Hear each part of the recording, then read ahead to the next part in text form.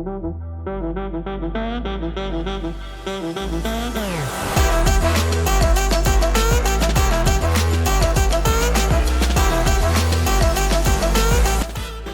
everyone, and welcome to the Tom Baker Show. It is great to be back on PowerTube TV. This show, as always, is powered by TrackTune. You will be seeing and hearing more from TrackTune throughout the show. And we have a special guest on tonight's show. Kyle Lockrow is a driver who has been racing for many years and has done a variety of different disciplines of the sport and still is to a point. He's doing some champ car racing, endurance style racing. He's still trying to look for opportunities in the truck series or the ARCA series. And he's also, I think, done some coaching in his time and he is co-owner of a driver and team marketing company as well. And we'll get to that in due course with him. We'll bring him out. Kyle, welcome to the show. It is good to have you on. Thanks for taking some time to jump on the show with us. Tom, everybody, thank you so much for letting me come on. Really enjoyed the last time being on and very blessed to be back with you and your nation. Yeah, we've had Kyle on our radio show and our podcasts prior, but first time on the TV show. So why don't you take a moment, Kyle, and just give our audience an idea of how you got started in racing, what got you started, because you kind of, you basically switched sports a little bit. Tell us about that.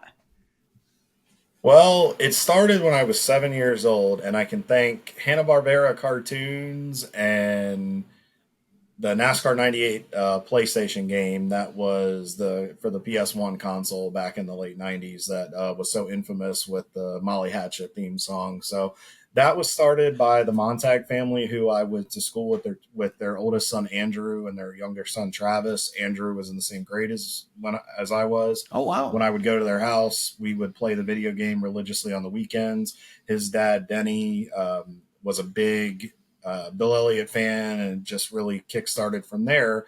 But when Diamond Ridge and Melling had the Cartoon Network sponsorships through Turner Networks, that drew me as a kid because I loved the Flintstones, Scooby-Doo, the Jetsons, the Wacky Racers, everybody that was on those cars for so many years until that went away.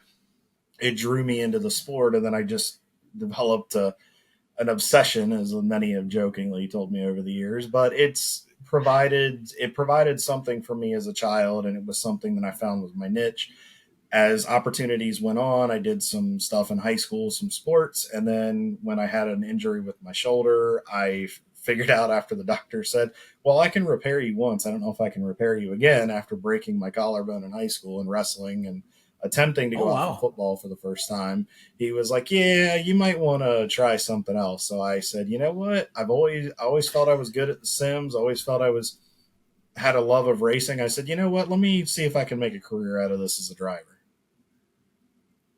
Now, I find it interesting, by the way, that everybody talks about how dangerous racing is. And here you are coming from wrestling and football and kind of, I'm not saying your doctor told you specifically to race, but somehow you thought in your mind, maybe this will be safer than what I was doing. Well, that's what happens when you continually take blows in the head as a wrestler and you're having to stand on your head to spin to get out of different maneuvers so you don't get points scored against you and you can score points against the other guy. I'm sure there were some head injuries that probably said, hey, let's go from wrestling and football to strap 200 miles an hour into a race car. But you know what? Yeah. I'm glad I did it. And while it's been an up and down, definitely has had peaks and valleys, I'm very grateful and glad that I took this journey. Well, and I think this is also interesting. You actually, the first race car you got into, you kind of did this backwards. First race car you got into was a NASCAR late model while you were still in high school, and you did it at Old Dominion Speedway in Manassas, Virginia. I remember that track really well. That was a big, fast track. The newer version of that is not quite as big and fast as the older one. It's a different type of racetrack, but And then you got into a Legends car test the following year at the same track. Now, how did that get backwards? That seems out of order here. Well, there was something I didn't put on there, and there's a reason I did it. It was kind of a blip because it wasn't really what started the trajectory. It was kind of a holding pattern. I had tested a go kart at King George Speedway Oh, that's just over the bridge where I'm at in Maryland, yep. but I was just doing it more as a trial. And I asked my parents, could we look into doing this? And they said, we just don't have the money to do it.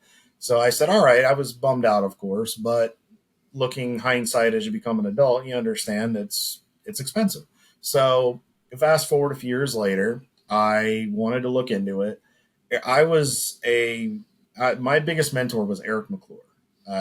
When Eric, who a Oh, lot of wow. people Okay. Great remember guy. from the Yeah. Nationwide days, well, actually, as the Busch Series was transitioning into Nationwide and then Nationwide into Xfinity, Eric had the Hefty deal with the Hefty, the orange and blue car Yep. and the Reynolds Wrap car for, gosh, 7, 8, 9 seasons, I want to say. But I called the Morgan McClure shop and just wanted to find out how I could get involved. Is there a way I could get involved as like a test driver or get it as a development driver? And Eric was gracious Yep. enough, because that's just who he was. This 17-year-old high school kid that didn't know diddly about the ins and outs of racing, he took the time to really help me and told me, get a hold of your local short track. I'll be here to help you as much as I can.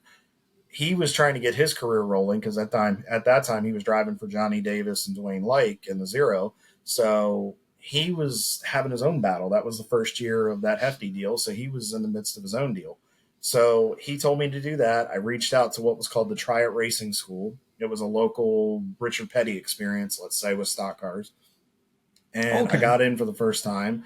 They figured out I could drive it a little bit, and they said, "All right, well, let's test you a little bit the second go round." And so they put me in. They put the lead car guy who had raced late models at the track for quite a few years and said, "Go chase the guy down." I said, "Okay." So, and ironically, I drove the number 4, and the number was almost identical to the old Kodak car, which was it was kind of cool because it was like that was my lead into racing. And then, yes, I did do it a little bit backward. I found out how expensive late models were, and I went, all right, I should probably step back into Legends because it was a little more cost effective. And you know what? I'm glad I did. I'm glad I didn't jump too quick. I'm glad I got my time in Legends cars. Kevin Yates was probably the best thing that happened. One of the best things that happened in my career. He taught me how to be a driver, but he also helped me become a man. He was like another father figure, and I'm not saying that to like, oh, Kevin. He really did. I was a very hot headed 21-year-old that was still maturing, and Kevin really taught me some good life lessons and really helped mold my career and help keep me out of some trouble that I probably would have gotten into had I not honed myself in a little more thanks to his guidance. Yeah, I remember Kevin from Racing Legends cars and the Masters class and such, and just a great guy. I'm sure a cool role model to have and to work with there Mm. as you kind of tried to find your way. Now, did you actually race either late models or legends in that period of time? Because the thing I'm seeing is that your first actual race was in the ASA 4-cylinder class at Lonesome Pine, and that wasn't until 2010. So were you just testing up until then? Mhm.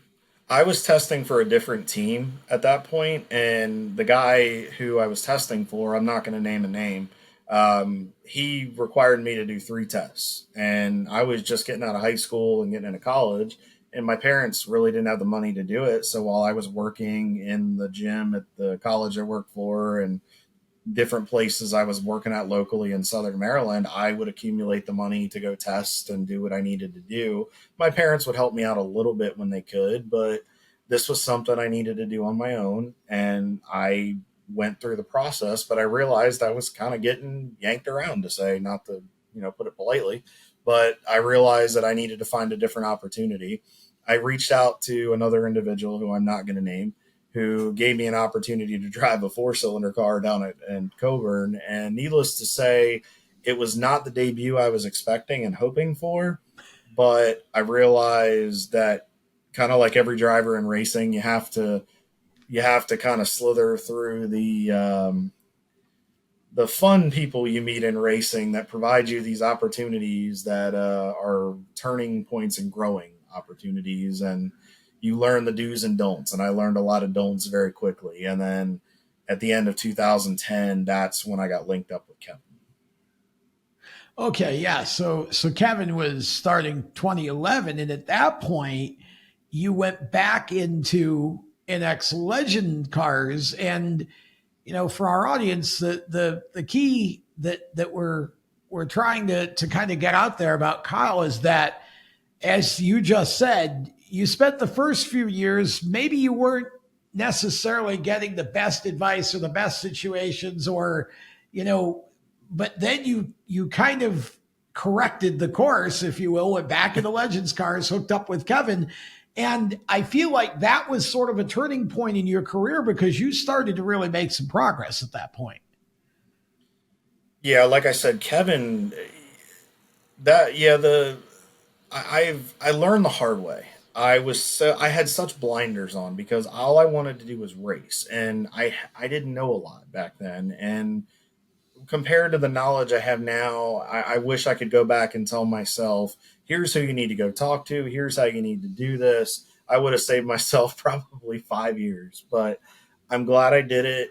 I needed to learn those hard lessons. I'm glad I did it at a level that it didn't cost me thousands of dollars, and it really just forced me to navigate the path. So, but Kevin really was who helped get my career rolling. I mean, he put me in his own car that he was having successful runs and wins and championships in to test me out. And he really helped me get better. Now, I couldn't race every week due to funding. So every time I was getting back in the car at Manassas or Shenandoah, I was having to relearn the car, relearn the track. So always having to get reacclimated. I'm racing against guys that are racing every week. So for me, I'm having to do double and triple the legwork to get back up to speed. So for me to be able to finish in the top 10 and lead races and be up amongst these guys, I think spoke volumes of, one, Kevin's equipment and his ability to train a 21-year-old kid at this point, but his ability to be patient with me and just how well he worked with me and the potential he saw in me. So I'm taking that as a positive, that I think I had something that I could offer him, but he also offered me the opening to my career. What would you have done different? And the reason that I ask you that is because, there can be some instruction here for those who may be watching and may be wanting to start out in the sport, and kind of similar to you, didn't have a huge budget to do it with. How would you have done things differently in the first year or two if you could go back and do it again? You don't have to name names of who you wouldn't have worked with, but how would you have chosen to do it differently than you did it? If I would have been more careful and not as trusting with some of the people that I was willing to work with, I think I would have been better off. Not saying that they're Okay. horrible people by any means, but I think, in a sense, I think kind of the man upstairs was kind of directing me in a different direction, or maybe he was forcing me. But what I would have done is been a little bit more, would have scrutinized opportunities a little bit better. Should have, if I'd have known more people in North Carolina that I do now compared to what I do now and in different places, I could have made a couple phone calls and said, hey, is this guy or girl for real? Is this a BS deal? Am I getting ready to get the shaft? Am I getting ready to actually do something that could help me? I should have done some more research and should have pushed my due diligence farther. But I was a young kid. I was determined to do this. I knew I was behind the eight ball because I started so late. So I always felt like I was in a hurry because I felt like I needed to play catch up. The best advice I can give everybody is take a step back, go talk to people that you trust, get different opinions, find out what opportunities are best. Go to your local short track and watch some of these opportunities. Don't just jump at the first offer a guy gives you to drive a car. Yeah. And I think oftentimes too, finding somebody that sort of knows the network and knows their way around makes a big difference too, because as you say, instead of having to make all those phone calls, you have somebody that already kind of understands who's what and who's where to help direct you. Seems like a good idea. We're going to take a break. When we come back, we'll talk with Kyle about his step up into ARCA. kind of a big jump from a Legends car to an ARCA car. We'll talk with Kyle about that. And we're also going to get into the ladder system before the show is over too, and talk about how it's broken and what we think we can do to fix it. Back with more of the Tom Baker Show right after this.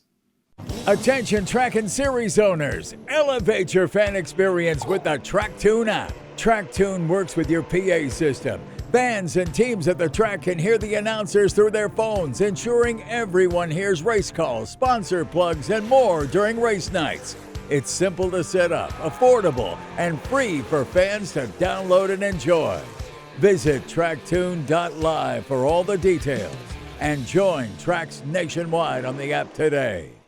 For race fans across the United States, GetInTheStands.com is the place to find racetracks where you live and where you're traveling. Just go to GetInTheStands.com and enter your location. You'll see the tracks within 100 miles of that point, either as a list or on a map. GetInTheStands.com is 100% free to use and mobile friendly. So whether you're on a computer, a tablet, or on your phone, there's no need to download an app. To find racetracks across the United States, open your web browser and head to GetInTheStands.com. GetInTheStands.com, your racetrack directory. Welcome back to the Tom Baker Show on PowerTube TV. The show being powered by TrackTune. This segment being powered by Ultimate QM. If you are looking to get your son or daughter into motorsports, quarter midget racing is a great way to introduce them to the sport. Quarter midget racing offers safe and competitive racing from local to regional, even to national level. NASCAR has the youth series, I should say, that competes at various NASCAR venues on weekends when NASCAR is actually competing there. It's great for the kids and all kinds of great opportunities. Ultimate QM is the hot chassis right now, based here in Mooresville, North Carolina. It is a family owned and operated business, and the Loden family who owns and operates it, their son Nick has about 180 wins in quarter midgets, now is successfully competing in the late models, and he's a 3-time track champion at Hickory Motor Speedway. They know what they're doing, and it is a one-stop sales and service shop. They will give you the setups. They will teach you all about how the cars work, and they go to a lot of the bigger races, so they're able to be there trackside to help you as well. Winners win with Ultimate QM. And we have got Kyle Lockrow on the show, and Kyle is I'm going to call him a veteran, and I'm saying that because he's not 18, right? He's been around a while, and he's kind of been, a picture, if you will, of a lot of drivers who get into racing. They don't have the big family money, and he's trying to kind of navigate the waters of a ladder system that can be very difficult, which we'll get to in a moment. So you've been running Legends for Kevin Yates for a few years, and in 2012, you have an ARCA test. Let's just skip right over the late models. Why don't we just go right to ARCA? Tell me about that a little bit, because, you tested at Hickory, so it isn't like you're going straight to Daytona here, but that does seem a pretty big jump from a Legends car. It was, and that was back when the ARCA cars, that was that era when they had pretty much Cup-esque horsepower. So, trying to hook that much horsepower up at Hickory was, I need new shorts when I'm done. So, but to be honest with you, it was a good opportunity, because what a lot of people don't realize is Legends cars teaches you phenomenal car control, because the cars have such a short wheelbase, but they have so much torque that it's very similar to the acceleration of a late model off the corner, while they don't have the overall top end speed. That 125 horsepower doesn't seem like a lot, but it really does with those motors. And you have to be ready for that thing to just take off. And that's what you expect when you move up into late models and up into ARCA and the top tier series, because you have to know how to harness that and control it with your right foot and a little bit of counter steer, and how to navigate it on different tracks. And Hickory, as we all know, is a very vicious old girl that can beat you up, similar to like Darlington. So I was not a very smart individual. As I look back on this and we have this very lengthy discussion, I'm realizing I am a very stupid individual, but I learned a lot of valuable lessons. So I had a friend here in Maryland, Larry Barford Jr., who I knew from back up at Manassas. He raced late models and gave me the predominant nickname Lugnut. And there's a story behind that. That is, it's funny, but it's not funny because it could have ended very, very badly. But thankfully, Larry gave me an opportunity. He was racing ARCA full time at that point for C2M racing.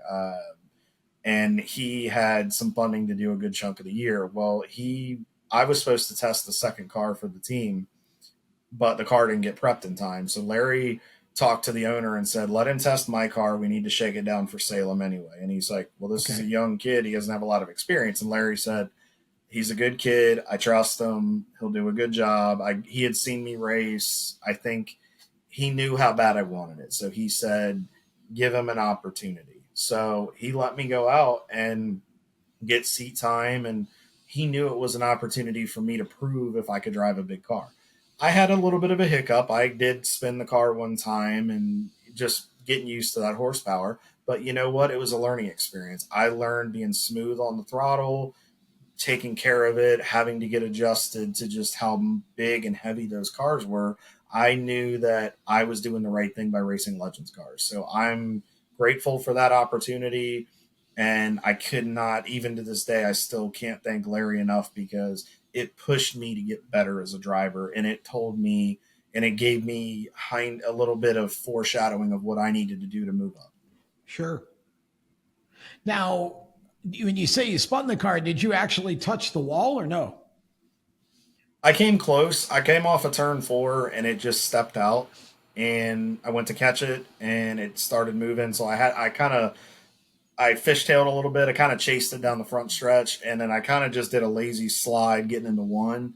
I didn't necessarily spin it all the way around, but I mean, I spun it to an extent, but I locked it down. I was glad I kept my head about me. Another clean pair of shorts was needed. Fired it back up and put it in gear and kept rolling. But other than that, you know what? I'm glad I did that. Yes, it's frustrating and it was a little bit embarrassing, but you know what?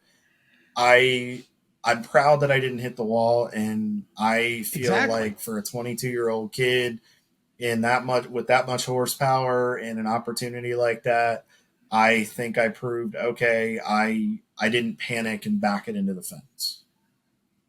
Well, see, to me, I feel like that's just part of learning, right? If you don't spin it out, you don't know where the edge is, and you didn't hit the wall. So to me, that's a good save. We found it. We found it about this far from the wall as she's sliding down the front stretch. We found that edge. You didn't hit it. We didn't hit it, but we found it.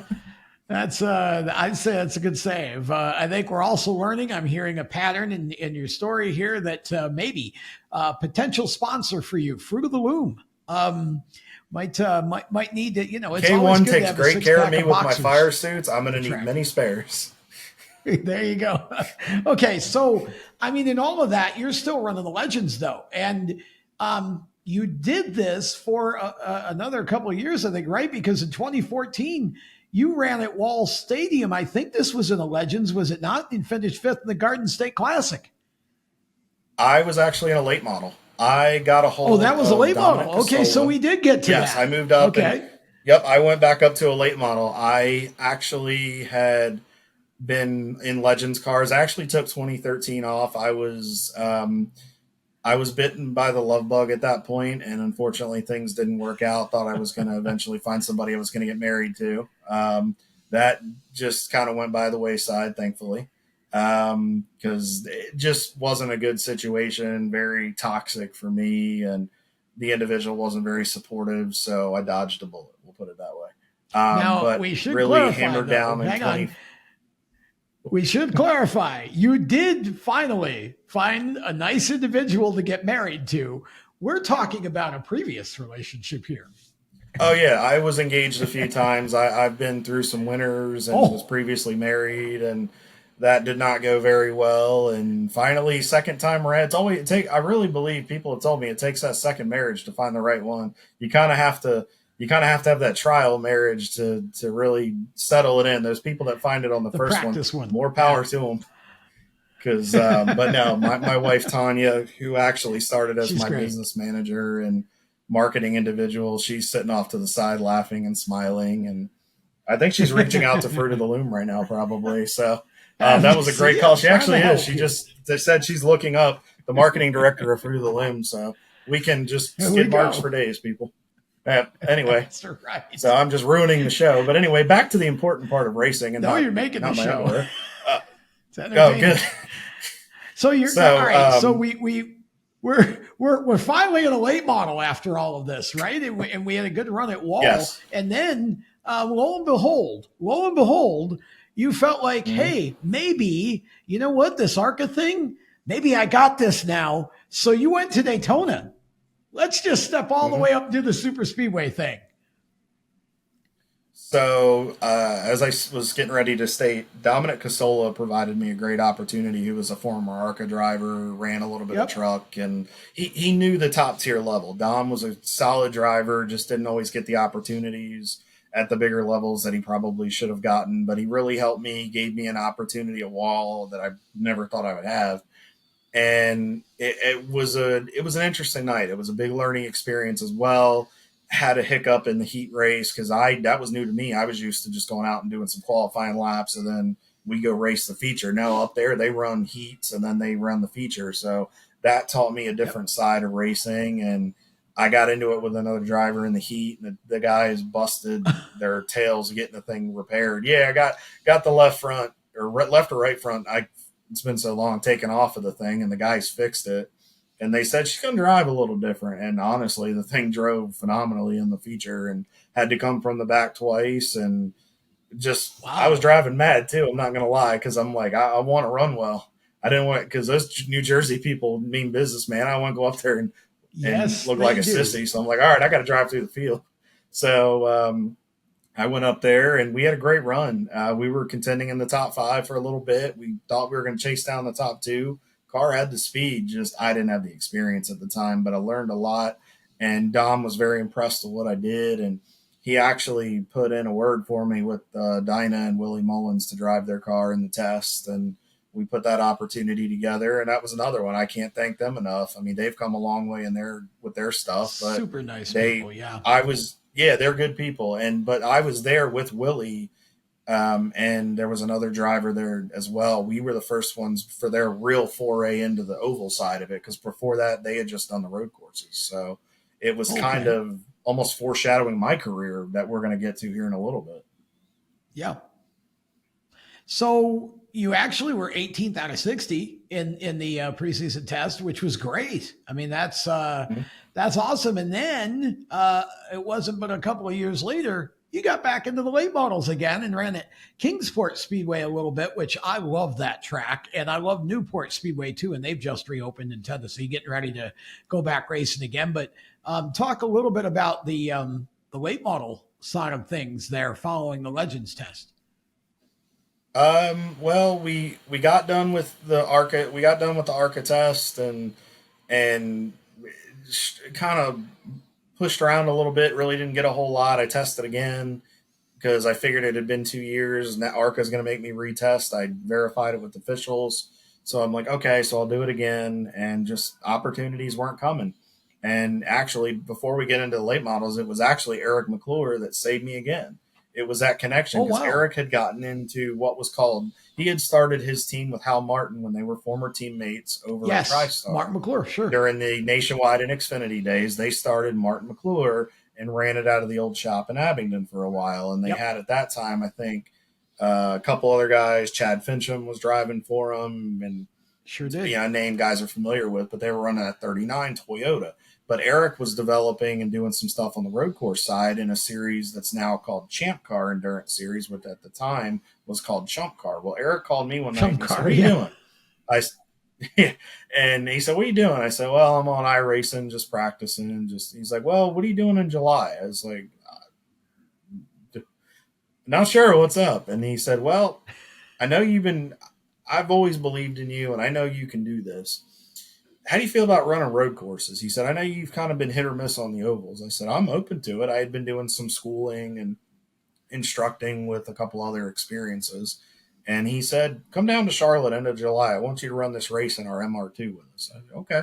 So I got to know the Holman family, Caleb Holman and his dad, Daryl, through their working with it and met a lot of good friends. And we went to Charlotte and ran well. Then I ran for a few other teams and it started the Champ Car and Chump Car, where I'd been for the last almost 9 years now, which has been awesome. But it led getting me down there, which introduced me to Jason Heron with J&J Racing with the late model opportunity. And I ran 5 races for them, and it was a challenge. I'm not going to lie. I had one top 10 in 5 races.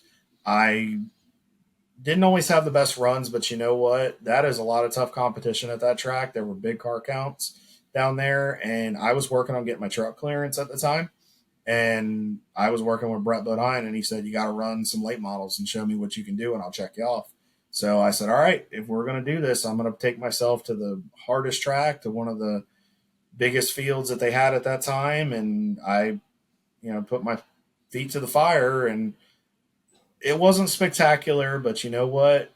Bouncing from the road courses and the ovals taught me the consistency, and I think made me a better driver, because you realize you have to be smooth, consistent. But late models are just such a different animal to drive, and I think if I'd have had a little more time, I'd have maybe had a little more success. But you know what? Again, this is another learning opportunity where you need to do your research, figure out what you're comfortable in, and focus on it.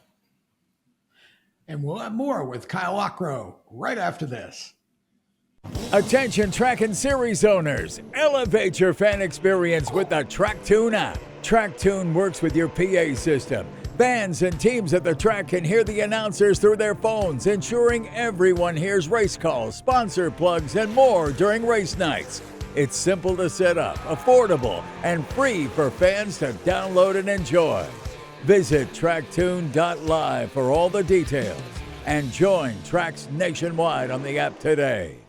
For race fans across the United States, GetInTheStands.com is the place to find racetracks where you live and where you're traveling. Just go to GetInTheStands.com and enter your location. You'll see the tracks within 100 miles of that point, either as a list or on a map. GetInTheStands.com is 100% free to use and mobile friendly. So whether you're on a computer, a tablet, or on your phone, there's no need to download an app. To find racetracks across the United States, open your web browser and head to GetInTheStands.com. GetInTheStands.com, your racetrack directory. Welcome back to the Tom Baker Show. It's always great to be with you all on PowerTube TV. And we've got Kyle Lockrow with us. And we brought Kyle on because Kyle is an example of a driver who's now older, if you will, but still has had a good career so far. He's driven a lot of different things. He's just not quite gotten that one situation that he needs to be able to have the big break. One of the things that we talked about in the last segment with you, Kyle, is you've been running some endurance racing, places like Champ Car, places like Lucky Dog Racing League. These are entry-level endurance racing leagues that allow you to be able to get some bona fide racing experience on, tracks like Charlotte and Indy and Sebring and even Daytona, for, very little money compared to, a lot of the other ladder systems that exist. Just talk a little bit, if you will, about what kind of a value that's provided you, not only just economically, but the skill set that you've gotten from it that you can then transfer as well over to any other type of racing that you want to do here. While I learned a lot in late models, I can tell you right now, I didn't become the driver I am today without the road course experience and being able to race against drivers like Randy Popes, Boris Said at VIR, Daytona, Charlotte, Sebring, Plate, Watkins Glen. These historic road courses around the country are places that you can race in these developmental series, or an amateur series, I guess is a better way to put it. But I call it a developmental series, Tom, because you're racing against IMSA and NASCAR drivers at an amateur level that take time out of their schedule to come down and race this, because one, it's fun and it takes the stress away, but two, it keeps their driver level up and it keeps their skill set fresh for when those opportunities at the pro levels come. But it's a good way to find out where you stack up against these guys, and you carry more speed, which NASCAR and IMSA and some of these sanctioning bodies, when it comes to approval processes, look very carefully at. And personally in my life, it's actually helped me get further in my NASCAR clearances. And it's also gotten me approved for the IMSA Michelin Pilot Challenge Series, which is, for those that don't know, the WeatherTech series is almost like the Cup series. The Pilot series is essentially the Xfinity series of IMSA. And there's a lot of great feeder series in the IMSA level, especially like MX5, Mustang Challenge, and others. But it really provides you an opportunity.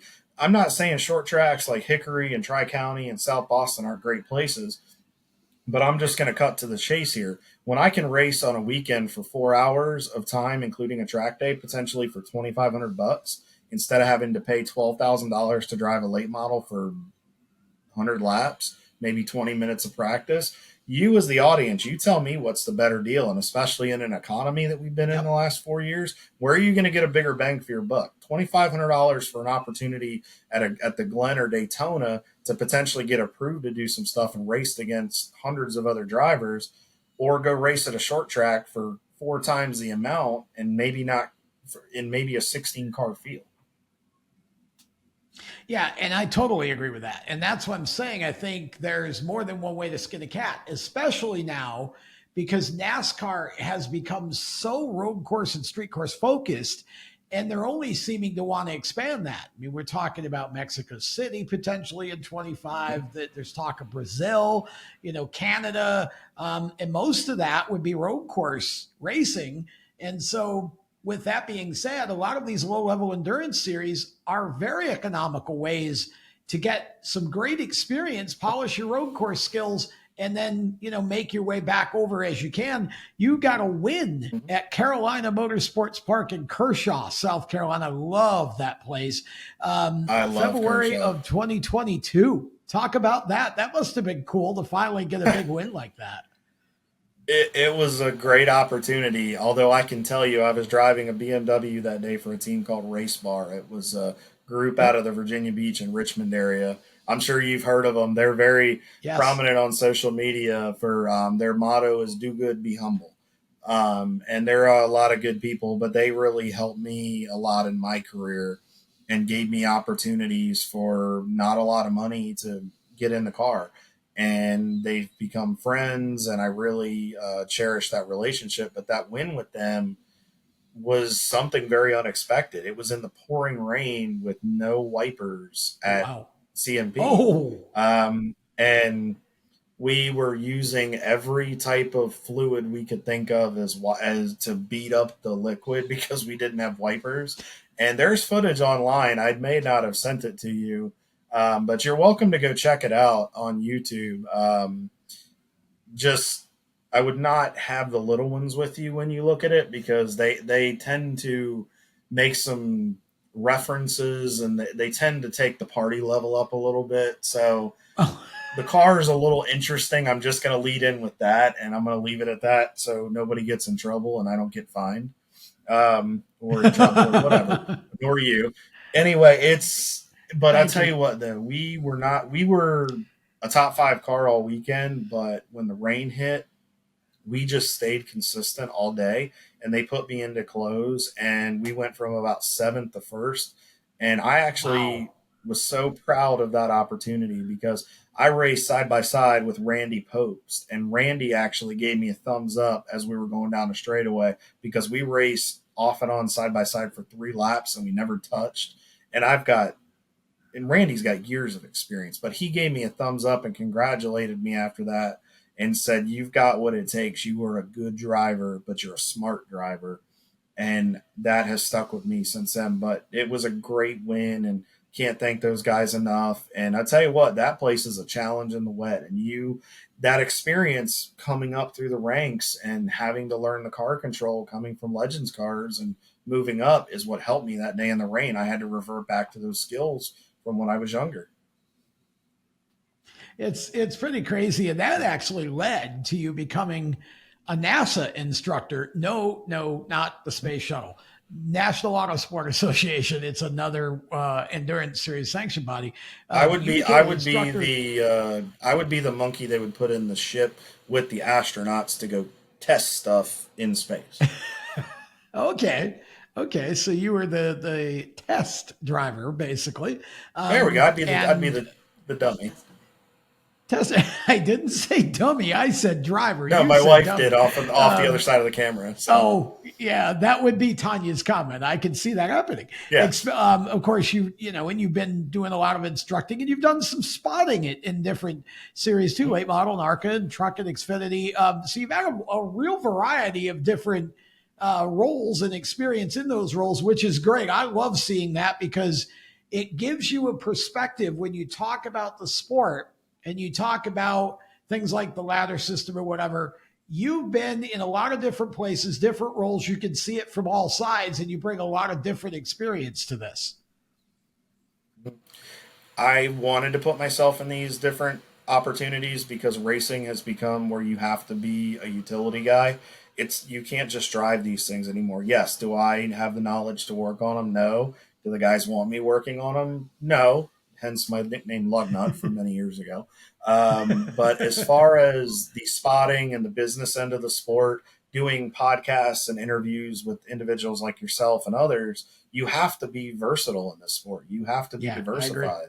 And you have to be able to do everything from the sponsorship to the marketing to the PR to just the representation. You're not just a driver. The driving is such a small piece of the puzzle anymore. And it's important to be versatile. And that is what really led into us with the management company, because we wanted to help people avoid those unnecessary hurdles. Yeah, you're doing the same kind of work as I am in that sense. We just want to, we want to basically be able to put out there, here are the things not to do, and here are the things you probably should do, trying to save people time and money and give them the best shot at a shot, which is all anybody can do, really.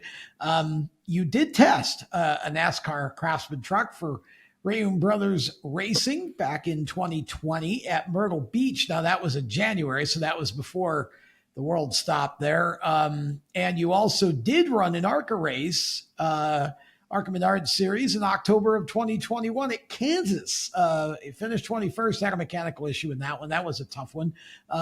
So talk just a little bit collectively about those couple of pieces of experience in those different vehicles.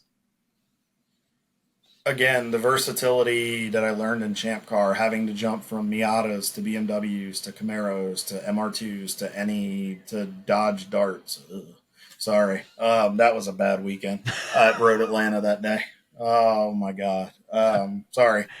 Well, you're going to tell the story, anyway, or are you going to leave us in suspense? Oh, there's a story to it. Oh, yeah, there's a story to it. That. Come on, man. I was given an okay. All right, so we're going to dive into this. Let's do it. All right, so I was given an opportunity by a friend to help some new guys that were coming into Champ Car, and they brought a 68 Dodge Dart that was not prepared, did not need to be there, should have been tested properly, had everything wrong with it. Oh, yeah, it was 68. It was, yeah. I don't even know if Lemons would approve this in their system, and they let a lot of things go. Yes, I mean, yeah. So anyway, it was needless to say, I wish the guys, they meant well, but I wish they had done their homework. Again, young, energetic. They wanted to go make a mark. And I drove this thing in practice. It had nothing to it. It was so ill prepared. I had gotten to know the Champ Car officials pretty well. And I knew this thing did not need to be on the racetrack. So they were like, well, we want you to start the race because you've got the most experience. One of the drivers who showed up to race it refused to get in the car because he saw how horrific this thing was. So The morning of the race, I am in there on my hands and knees begging the officials to park me. I don't care how we have to do this. I said, I will pretend to fight you. I will give you the finger. I said, I can Ricky Bobby this. I said, I don't care how we have to do it. I said, you can throw me out of the racetrack. You can cut my band off. You can call me a non-driving this, that, and the other. I said, whatever you have to do to throw me out of the track, I'm begging you, do it. Please do it. Mind you, the people that knew me really well were in there laughing hysterically. And the guy who was the CEO at the time, he was a great guy, was trying to be serious and not laugh, but I was so dramatic about it as I was begging him to throw me out and kick me out of Atlanta for the rest of the weekend, that he said, well, we can't discourage. I said, please, in this instance, discouraged, make me the poster child. And I started the race, and thankfully, one of the officials before the start, because Champ Car doesn't qualify, they just kind of pick a pit and then they roll everybody out.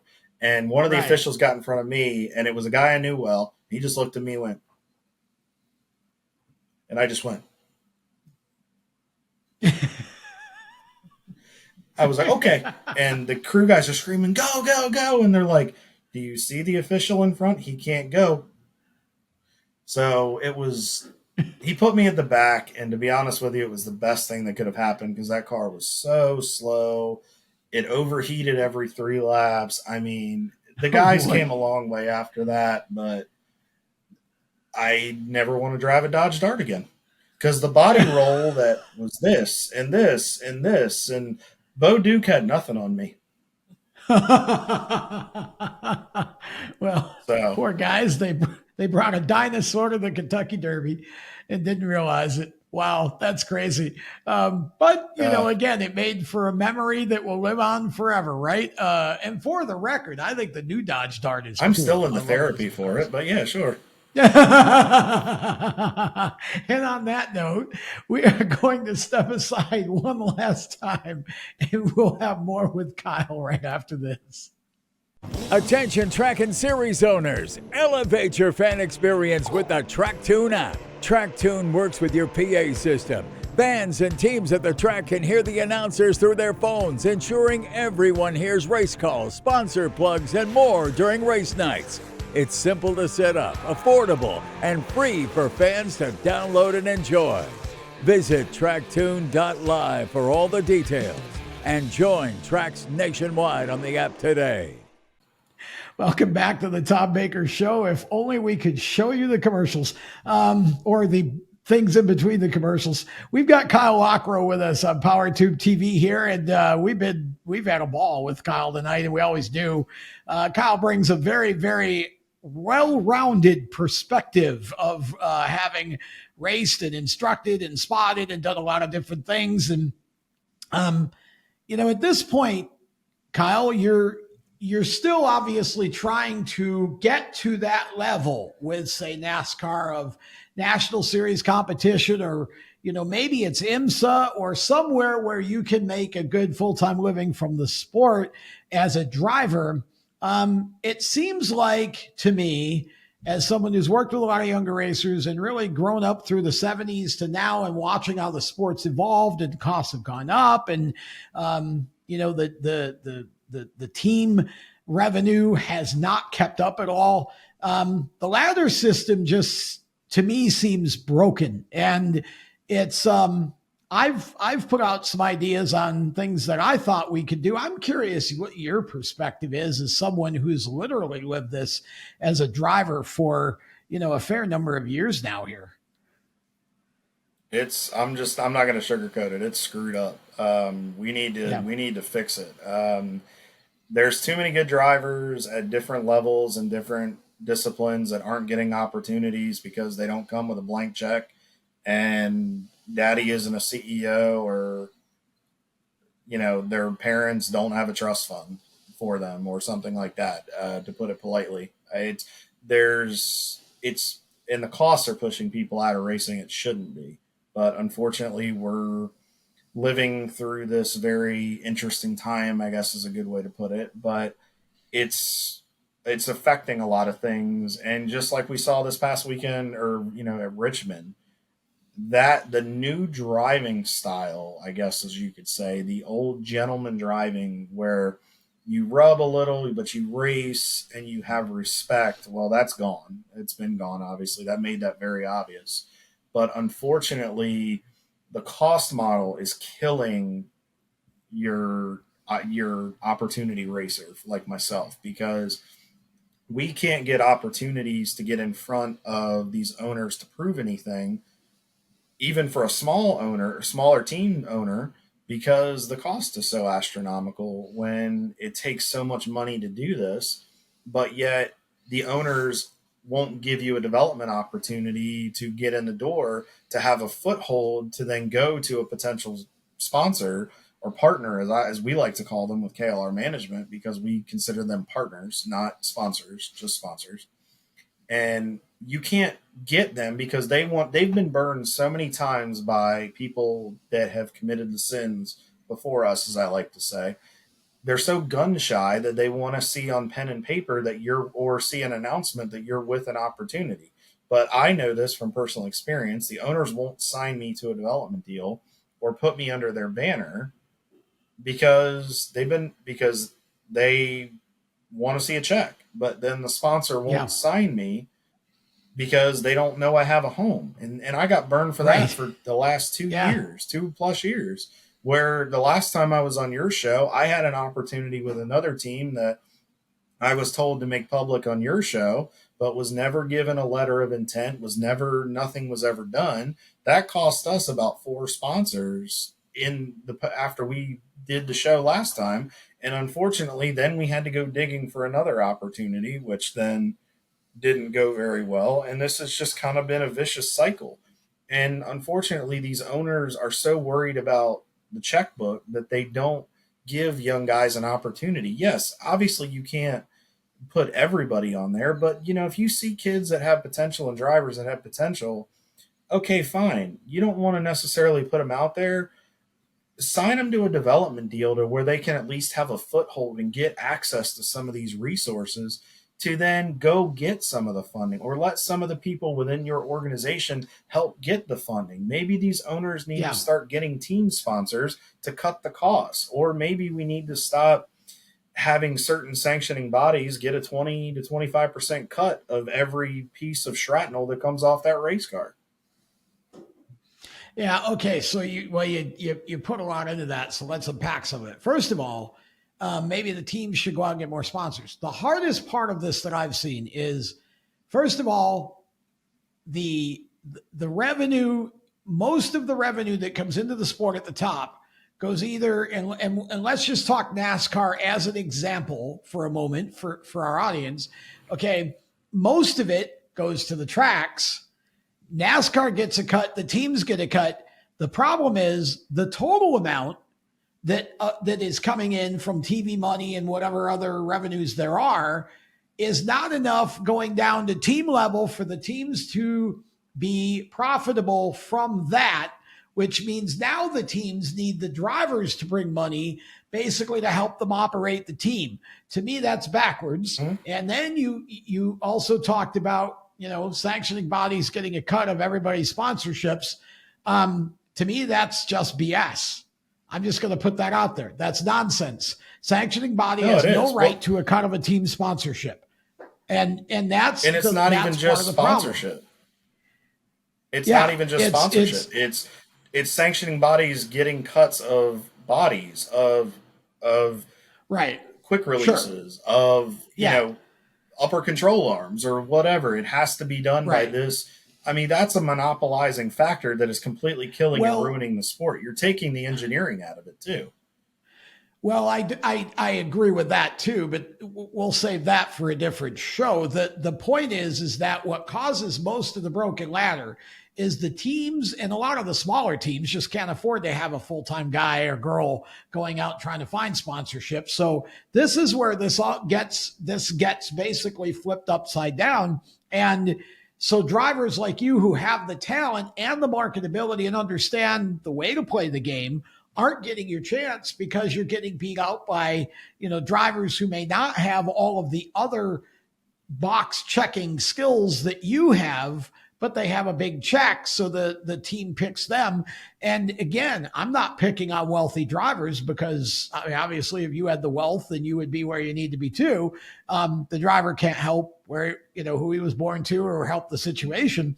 I think the thing for me, Kyle, that I see is it's harder now because ideally what I would tell you as a coach is, can we get a Zoom call where the team and the sponsor are on the same call and the team can then say, hey, we'd love to sign Kyle, but here are the things that we need in order to make this happen, to where you kind of create that credibility by getting everybody on the call, except I'm sure that you guys have done that. And it's just hard to always make that match sometimes. And we have done that, and we've had a little bit of success with it with a few owners that we've worked with that have actually been willing to get on a call and do Yeah. that. But we've also had a couple opportunities where the owner went the backdoor route and tried to poach the potential sponsor. So unfortunately, there's that side of it, Wow. right? And unfortunately, it's a double-edged sword. But the problem is, regardless of however we unpack this, the business model has to change. And you put out the Yeah, post I originally, agree. which sparked me reaching out for this. And there were individuals who, I'm not going to name names, but there were individuals who commented on this who, quite frankly, know better. A couple of them were drivers, former drivers, some of them were spotters that know this needs to change, and they don't want to admit that there's a problem. And instead Right. of coming and saying we need to fix this, they're just saying, well, it's the status quo. We'll just roll with it. And no, if you want to fix it, change the trajectory, change the Yes. path, and give Yep. guys opportunities and start changing it. It starts at the bottom and works its way to the top. And you have to start giving guys opportunity. And I'm going to say this, and I'm probably going to please the the owners have had enough chances with some of these rich kids that continually do. Yeah, they bring a big check, but then they wad up more equipment than most Yeah. guys with talent do Yep. in 2 years. But then you're also getting into the factor of crew member burnout because they're tired of having to spend 16 Having hour to days fix cars. fixing the Yep. rich kids issues and screw ups, getting more time away from their family, which is why you're seeing a lot of your old school guys get out. You're seeing a lot of the younger generation that just don't have a work ethic, don't want to do it. But you also have guys that are so burned out that they last a season and they don't want to do it anymore because the schedule has become so strenuous. But when you're Yeah. spending umpteen hours at the shop having to fix the rich kid's screw ups all the time because he keeps the lights on, it's a double edged sword. Would you rather have the guy that lets you develop a race car and develop a product and make it better to then go after team sponsors, or do you just want to keep having the silver spoon kid fund your deal and then you're just going through the vicious cycle every couple of weeks where, well, his 3 races are up, who can we get now to keep the lights on? I They think step over the dollar to pick up the dime.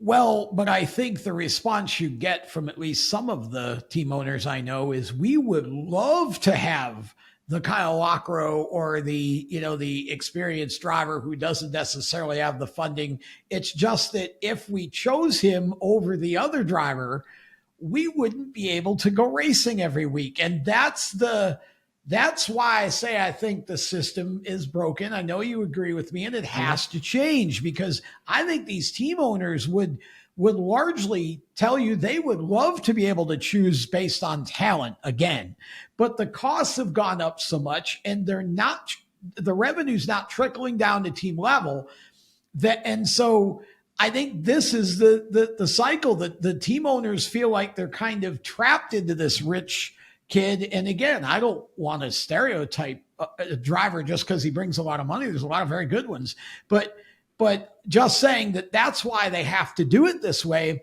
So I think there has to be some sweeping change from the sanctioning bodies down. And I'm not just talking about NASCAR. IndyCar's road, their ladder system's way too expensive, not nearly enough television, not enough media coverage. There's a lot of these situations where I'm not blaming the teams. It's those in power in terms of the sanctions and those who are in charge of the racing in general. Everybody's got to get together and realize that there's this can't go on forever like it is. And I think that starts to become the basis for, at least in NASCAR, the whole team owner argument for making the charters permanent and trying to get more revenue in. And IndyCar's going to a charter system. Those are the things I see, Kyle. And it just feels like it goes well beyond team level to fix the problem. Oh, it needs to be it's got to be fixed from within, but it's got to start. The folks at the bottom Agreed. have to get up enough support to challenge the top. And I know that sounds like Yes. David going up against Goliath, but you know what? You have to eventually take a stand and say enough is Agreed. enough. And it's at what point do we get to it where enough is enough? And that's a question you need to pose. But I do commend drivers like Dale Earnhardt Jr. who are helping bring in some guys and have given some guys some opportunities in his Xfinity car to prove themselves a little bit, which is good. I wish more owners would do that. And, or even, like I said, I understand if you can't necessarily put us out there right away, but put us under a development system where we can have the resources and at least proven guys that can go and use those tools to then get the funding with the team support. And then that'll help where you could bring something to the table that could be a team sponsor or something like that, to where you take a couple of these developments. It's no different than what Lowe's did with Hendrick, with Blake Feast, Boston Reed, Justin Labonte. It's no different than what Fitz Bradshaw did with the Supercuts deal, Joel Kaufman and others who came through that system. I know I'm dating myself, but Kenny Wallace brought up a good point. From 2006 on, the NASCAR system has just seemed very like it's a different realm. When you went back to the 05 and prior, there were guys that were on development systems and drivers that were unexpected names that were in opportunities. And may not have all worked out for every driver. It's not going to. But at least they were given opportunities to prove themselves. And then it's up to the driver to have the wherewithal and the talent and the desire to make that opportunity and run with it. Yeah, I think the hard part is that I remember Rick Hendrick telling me that the 1 year they had that big development program, they crashed like 56 Busch cars, and he decided it was just more economical for him to go poach the experienced guy than to. So I think I think the developmental system, you probably got to drop that down to ARCA and not worry so much about having it at the national level. But okay. I hate that we're out of time, but we are. I need, though, for you to tell our audience, how do they follow you? Where can they get in touch with you and keep track of what you're doing? You can go to KyleLockrow.com. You can find me on Facebook. You can find us on X. You can find us on Instagram, TikTok, LinkedIn. We have a YouTube page with Kyle Lockrow Racing. You can also find a little bit with KLR Management Group. We're working on getting that. We've rebranded an old extra page that I had a little bit and changing it for some guys we represent. But that's a great way to get a hold of us. If any potential sponsors are out there that want to get up and be part of our program, you can go to my website. You can reach out to Tanya Banning Lockrow, my wife, who's also my marketing director and the co-owner of KLR Management. She can get you our marketing deck. She can get proposals together. And if anybody needs these kind of services or needs consultations for stuff for other operations, you can reach out to us and we can help you do this the right way. And that is Kyle Lockrow. Always a pleasure. We'll have to do this again for sure. We appreciate you taking the time to come on. And that wraps things up. A little Power Tube overtime for this week's show. For more exclusive content and stories, join us at steeringwheelnation.com. And of course, our 24/7 streaming page right on the watchpowertubetv.com website. You can visit tracktune.live to check out how you can sign your tracker series up so the fans and the teams can hear all of the conversation from the PA system right through their phone or device. They never miss a thing, even while the cars are running. Check out ultimateqm.com for all the info on how to get your young son or daughter started in quarter midget racing. Remember, winners win with Ultimate QM. And of course, follow us on Facebook, Instagram, and Twitter at The Wheel Nation or Steering Wheel Nation on LinkedIn. I am Tom Baker Media on LinkedIn. Oh, by the way, feel free to follow me as well. Until next time here on the Tom Baker Show, I'm Tom Baker. Thanks for watching.